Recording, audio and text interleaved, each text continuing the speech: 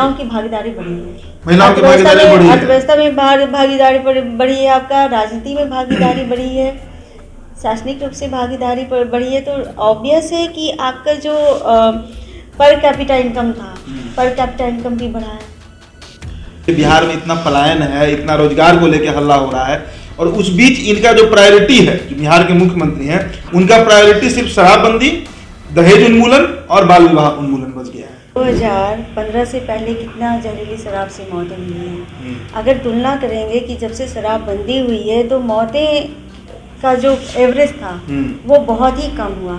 अगर इसी तरह से अगर शराबबंदी नहीं होता तो आंकड़े और भी बहुत ज़्यादा होते। किसी देश को अगर आपको एम्पावर करना है, डेवलप करना है, तो कुछ नहीं, वहाँ की बच्चियों को साइकिल दे दीजिए, ऑटोमेटिक रूप से वो देश एम्पावर हो जाएगा। जरूर कोने में भी चले जाएंगे तो आपको कहीं शराब की दुकान नहीं मिल रही, जो भी है चोरी छुपे काम कर रही है। और इसीलिए माननीय मुख्यमंत्री जी ने ड्रोन का भी इस्तेमाल किया है, और ड्रोन और हेलीकॉप्टर लाने का सोशल कॉज।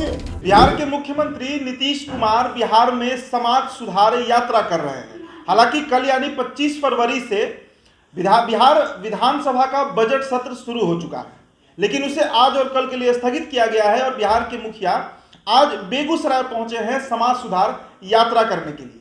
अब सोचिए कि समाज सुधार यात्रा कितना महत्व रखता है हमारे मुख्यमंत्री के नज़र में, कि वो विधानसभा का सत्र है, इसके बावजूद इतना बिजी शेड्यूल है, इसके बावजूद वो यात्रा कर रहे हैं। इसके अलावा उस यात्रा में वो दहेज उन्मूलन, बाल विवाह उन्मूलन और शराबबंदी, जो सबसे महत्वाकांक्षी योजना है बिहार के मुख्यमंत्री की, उसकी चर्चा जरूर करते हैं। अब इस पर हम बात करेंगे। हमारे साथ एक महिला नेत्री इस वीडियो में मौजूद हैं, सावरिका चौधरी इनका नाम है, और जनता दल यूनाइटेड की प्रदेश सचिव हैं। चाइना जा चुकी हैं बिहार को रिप्रेजेंट करने, पीएचडी किया है इन्होंने। तो हम समझेंगे कि आखिरकार सावरिका जी, शराबबंदी पर पहले बात कर लेते हैं। शराबबंदी, आप बताइए, इतना लोग जहरीला शराब से मर गया, जो विपक्षी पार्टियां हैं, तेजस्वी यादव हों, चिराग पासवान हो, सीएम को घेरते हैं। शराबबंदी को आप सफल मानती हैं बिहार में?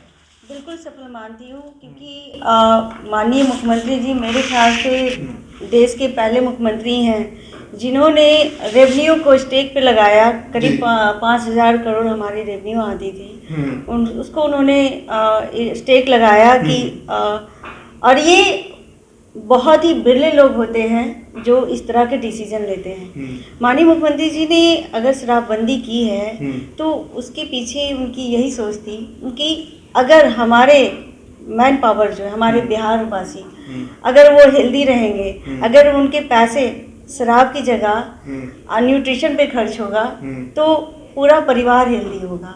इसके अलावा अगर स्वस्थ रहेंगे तो उनका कार्य का जो शैली है वो बेहतर होगा, उनकी कैपेसिटी बढ़ेगी।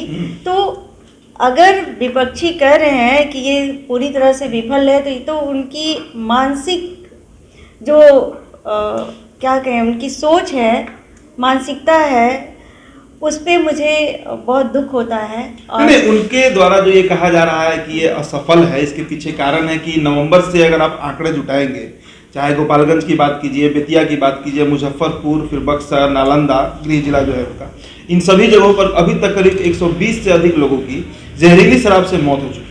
शराब तो मिल रही है बिहार में, इसी पर सवाल उठाता है। आपने देखा होगा कि 2015 से पहले कितना जहरीली शराब से मौतें हुई हैं। अगर तुलना करेंगे कि जब से शराबबंदी हुई है तो मौतें का जो एवरेज था वो बहुत ही कम हुआ। अगर इसी तरह से अगर शराबबंदी नहीं होता तो आंकड़े और भी बहुत ज़्यादा होते, जो हमारे और आपकी सोच से भी। अच्छा, एक महिला होने के नाते आपको क्या लगता है, बिहार में महिलाओं के जीवन में कोई असर पड़ा शराबबंदी से? माननीय मुख्यमंत्री जी जब से बिहार का बागडोर संभाला है, उन्होंने महिलाओं पे बहुत ज़्यादा काम किया है। सबसे पहले महिलाओं को एम्पावर करने के लिए उन्होंने पॉलिसी ही बना दी कि महिलाएं ऑटोमेटिक रूप से जो घरों में रहती थी वो पहले दरवाजे तक आई, और आज वो ब्लॉक को एक्सेस कर रही है, प्रशासन को संभाल रही है। तो एम्पावरमेंट का मतलब होता है को आर्थिक, राजनीतिक और मानसिक रूप से एम्पावर बनाना। तो पंचायतों में जब हमारी महिलाएं मुखिया बनी, सरपंच बनी, वार्ड काउंसलर बनी, तो राजनीति में उनका पार्टिसिपेशन बढ़ा। इसके साथ ही उन्होंने पैरेलल बहुत सारे लेवल पे काम किया। बच्चियों को एम्पावर करने के लिए उन्होंने साइकिल दिया। और आपको मैं बता दूं कि दुनिया के जो बहुत बड़े मतलब सोशल साइंटिस्ट थे, उन्होंने कहा था कि किसी देश को अगर आपको एम्पावर करना है, डेवलप करना है, तो कुछ नहीं, वहाँ की बच्चियों को साइकिल दे दीजिए, ऑटोमेटिक रूप से वो देश एम्पावर हो जाएगा। तो इतनी बड़ी सोच को अगर किसी मुख्यमंत्री ने अमली जामा पहनाने का काम किया है तो माननीय नीतीश कुमार ने। शराबबंदी से महिलाओं के जीवन पर फर्क पड़ा, आपको लगता है? मैं बता रही हूँ आपको, 2009-10 का है। मैं उसमें लंदन स्कूल ऑफ इकोनॉमिक्स के प्रोफेसर थे, डॉक्टर डेनिस रोजर। अच्छा। तो उन्होंने कॉन्फ्लिक्ट एंड वायलेंस पे पूरे ऑल ओवर वर्ल्ड में 3 कंट्री पे काम कर रहे थे। एक चिली में उनका काम था, एक इंडिया में और एक तिमोर में।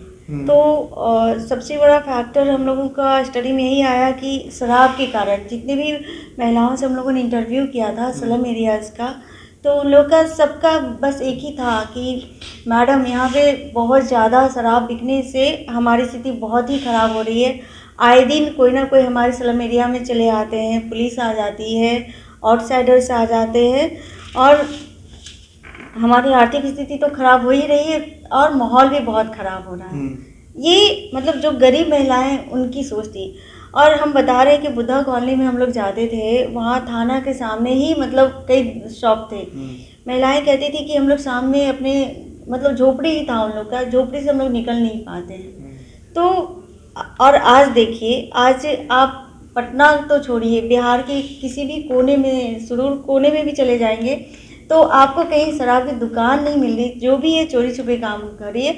और इसीलिए माननीय मुख्यमंत्री जी ने ड्रोन का भी इस्तेमाल किया है। और ड्रोन और हेलीकॉप्टर लाने का सोशल कॉज बहुत बड़ा चीज़ होता है। सोशल, देखिए मैं बताती हूँ, आप आज तक जितनी भी सरकारें थी उन्होंने सिर्फ गवर्नेंस को देखा। ये पहले मुख्यमंत्री हैं, पूरे देश में ऐसा कोई राज नहीं था कि ऐसे मुख्यमंत्री हों जो कि सोशल कॉज पे काम करें। सोशल कॉज पे काम करने वाले एकमात्र मुख्यमंत्री माननीय नीतीश कुमार। यही मेरा सवाल भी है कि एक मुख्यमंत्री होने के नाते इनका, कोई भी राज्य का मुख्यमंत्री हो, उसकी पहली नैतिक जिम्मेदारी क्या है? पहली नैतिक जिम्मेदारी तो यही ना होगी कि जो राज्य में लोग हैं वो सुरक्षित रहें, रोटी कपड़ा मकान मिले। मकान के लिए तो हमने मुख्यमंत्री नहीं बने ना, हम अपने बिहार वासियों के लिए मुख्यमंत्री बने। तो हमें देखना पड़ता है ना कि आखिर कौन से जो ग्रुप है सोसाइटी का, कौन सा ग्रुप किस चीज़ से सबसे ज़्यादा प्रभावित है। तो उन्होंने देखा कि सबसे ज़्यादा प्रभावित शराब के कारण है। उनका वर्किंग कैपेसिटी उनका अफेक्टेड हो रहा है, हेल्थ उनका अफेक्टेड हो रहा है और एजुकेशन अफेक्टेड हो रहा है। तो हम जब मुख्यमंत्री हैं तो उन्होंने देखा कि हमारी सबसे ज़्यादा आबादी है वो इन सब चीज़ों से अफेक्टेड हो रहा है। तो उन्होंने सबसे पहले उन्होंने शराबबंदी किया। शराबबंदी किया। लेकिन सवाल यह है सावरकर जी कि जो 19वीं शताब्दी में राजा राम मोहन रॉय किया करते थे कि बाल विवाह उन्मूलन करना है, डाउरी नहीं लेना है, सती प्रथा था, अब तो खैर नहीं है।